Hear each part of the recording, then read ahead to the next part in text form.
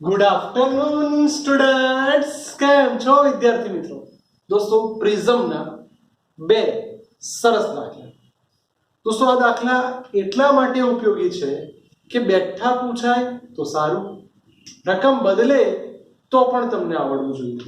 તો રકમ જોઈએ શું કહે છે કે અજ્ઞાત વક્રી ભવનાંક ધરાવતા પ્રિઝમ, એટલે પ્રિઝમનો વક્રી ભવનાંક આપણને ખબર નથી, તેની માટે લઘુત્તમ વિચલન કોણ, એટલે પ્રિઝમ જ્યારે હવામાં, એટલે કે હવાનો વક્રી ભવનાંક એ ધારી લો દોસ્તો કે જે પ્રિઝમ છે એ પ્રિઝમનો વક્રી ભવનાંક આપણને ખબર નથી, n ધારી દઈએ. એનું લઘુત્તમ વિચલન કોણ એટલે ડેલ m 40 ડિગ્રી, પ્રિઝમ કોણ 60 ડિગ્રી. તો તમને સૂત્ર શીખવાડેલું, ચલો યાદ કરો. વક્રી ભવનાંકનું સૂત્ર n21 sin a plus del m by 2 upon sin a by 2. ચલો દોસ્તો કિંમત મૂકી દઈએ. n21 that means n2 by n1 એટલે n થશે, કારણ કે n1 તો 1 છે, is equal to sin a, prism કોણ કેટલો છે દોસ્તો 60 વત્તા 40 by 2 upon sin 60 by 2. n ઉપર આવશે દોસ્તો 50 ડિગ્રી, નીચે આવશે દોસ્તો 30 ડિગ્રી. sin 30 એની વેલ્યુ તમને ખબર જ છે દોસ્તો કે 0.5 થાય, અને આની કિંમત જે બી આવે તમને ખબર હશે કે sin 50. આ બધાનો ભાગાકાર કરશો દોસ્તો એટલે તમારી પાસે અંદાજિત એનો વક્રી ભવનાંક n = 1.532. આટલો વક્રી ભવનાંક આવે. હવે દાખલો એ પતતો નથી, હજી એવું કીધું છે કે હવે આ પ્રિઝમને પાણીમાં ડુબાડતા. તો દોસ્તો અહીંથી કેસ 2, પાણીમાં ડુબાડતા. તો વક્રી ભવનાંક ગ્લાસ બાય વોટર, જેને NGW કહેવાય. સૂત્ર આનું જ આવશે sin a plus del m by 2. પણ દોસ્તો પાણીમાં વિચલન કોણ શોધવો પડે એટલે del m dash upon sin a by 2. ચલો sin ગ્લાસ તમે લઈને આવ્યા છો 1.532, આની વેલ્યુ 1.33. sin સેપરેટ કરો a by 2 del m by 2 upon sin a by 2 એટલે 30. તો સર આનો ભાગાકાર કરો. sin 30 ની વેલ્યુ તમે જાણો છો દોસ્તો 0.5, તો આની ઉપરથી એક કામ કરો ને, sin આ પણ 30 ડિગ્રી થવાનું, del m by 2 આની વેલ્યુ દોસ્તો 0.5, આ તમારી પાસે 1.532, આ તમારી પાસે 1.33. આ દોસ્તો બધાનું કેલ્ક્યુલેશન કરી દો, તમારી પાસે કોઈ કિંમત આવશે જે તમને વેલ્યુ મળશે. ધારો કે દોસ્તો એની વેલ્યુ 0.5759 આવી. આ અંદાજિત વેલ્યુ લખું છું. sin જોઈ લો 30 del m by 2, ધારો કે આનું કેલ્ક્યુલેશન કરતા 35 ડિગ્રી 10 મિનિટ. ચલો 30 છે, આમ જાય તો બાદ થશે, તો del m by 2 એટલે 35 ડિગ્રી 10 મિનિટ માઈનસ 30 ડિગ્રી એટલે 5 ડિગ્રી 10 મિનિટ.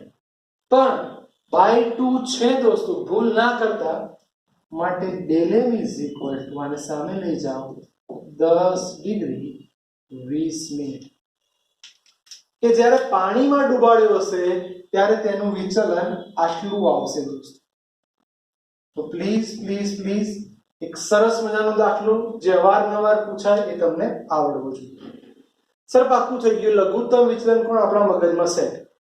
હવે પ્રિઝમ કોણ 60 આપ્યું, a બરાબર 60. હવે કેટલા આપાત કોણે મૂકીએ તો બીજી બાજુ પૂર્ણ આંતરિક પરાવર્તન થાય. એટલે સમજવા જેવું છે દોસ્તો દાખલો. ધારી લો કે આ પ્રિઝમ, શાંતિથી સમજજો દોસ્તો. A B C અહીંથી પ્રકાશ આપાત થાય, આ આપાત થયું, અહીંથી સપાટીને સમાંતર ગયું અને અહીંથી સમક્ષિતિજ ઉપર આવે છે. દોસ્તો આ તમારું નિર્ગમન કિરણ થયું. હવે તમે વિચારવા જાઓ આનો મતલબ શું થયો કે તમે બે સપાટી પર લંબ દોરી દો, આ તમારો 90 ડિગ્રી થયો, આ તમારું R2 થયું.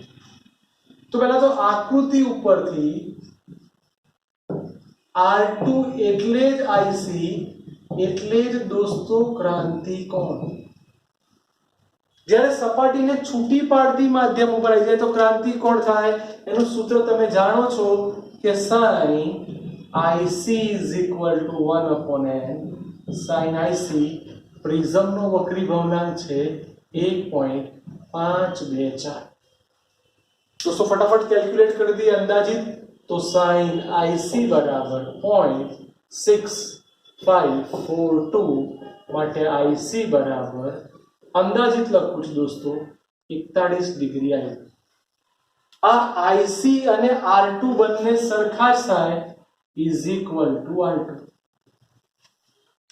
હવે મને એક આઈડિયા આવે કે સર આ મારે આપાત કોણ જોઈએ છે, પણ પેલી પ્રિઝમ વાળી થિયરી ભણી ગયેલા એમાં સૂત્ર હતું A is equal to R1 plus R2. તો R1 is equal to A minus R2. એ કેટલા ડિગ્રી? 60 ડિગ્રી. આ તમારું R2 આવ્યું 41 ડિગ્રી. તો આની બાદ બાકી કરો એટલે R1 મળી ગયું તમને 19 ડિગ્રી. ફાયદો શું થયો દોસ્તો? આ તમારું 19 ડિગ્રી. તો જો હું આપાત સપાટી માટે એટલે કે આપાત કિરણ માટે સ્નેહનો નિયમ વાપરું, n1 sin θ1 is equal to n2 sin θ2. n1 હવા, sin આપાત કોણ, n2 524 અને sin θ2 એટલે આપણું 19 ડિગ્રી. ચલો તમારું કામ થઈ ગયું દોસ્તો. sin I ને કરતા બનાવી દો 1.524 sin 19 ડિગ્રી અંદાજિત 0.3256 ગુણાકાર કરો, I લાવી દો. તમારા I ની વેલ્યુ 49 એટલે કે 0.49 ની આસપાસ આવશે. sin એટલે I બરાબર દોસ્તો તમે અંદાજિત 30 ડિગ્રી કહી શકો. પણ તમારી પાસે કેટલું સરસ મજાના આ પ્રિઝમના લગતા બે સરસ દાખલા થઈ ગયા. તો ધ્યાનથી જોજો દોસ્તો, આ બંને દાખલા જે અવારનવાર પૂછાય છે અને પાક્કા કરીશું, જે એક્ઝામમાં પૂછાય તો આપણને આવડવા જોઈએ દોસ્તો.